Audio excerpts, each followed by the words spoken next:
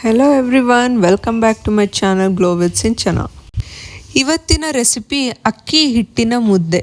ಇದಕ್ಕೆ ಸಿಹಿ ಮುದ್ದೆ ಅಂತಲೂ ಹೇಳ್ತಾರೆ. ಮೊದಲಿಗೆ ನಾವು ಬೆಲ್ಲನ ಪಾಕ ಮಾಡಿ ಇಟ್ಕೋಬೇಕು.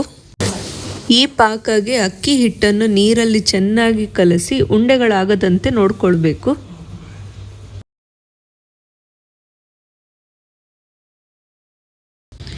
ಚೆನ್ನಾಗಿ ಕುದಿಯೋಕೆ ಬಿಡಬೇಕು.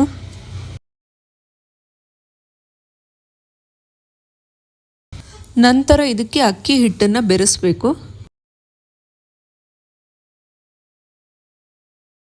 ಗಟ್ಟಿ ಆಗುವವರೆಗೆ ಬೇಯಿಸಬೇಕು.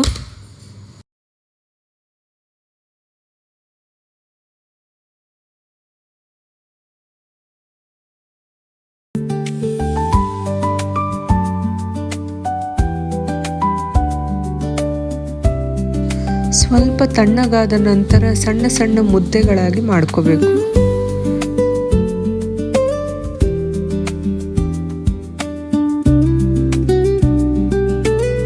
ಸೊ ಸಿಹಿ ಮುದ್ದೆ ಈಸ್ ರೆಡಿ ಟು ಈಟ್. ಇದು ತುಪ್ಪ ಜೊತೆಗೆ ತುಂಬ ಚೆನ್ನಾಗಿರುತ್ತೆ.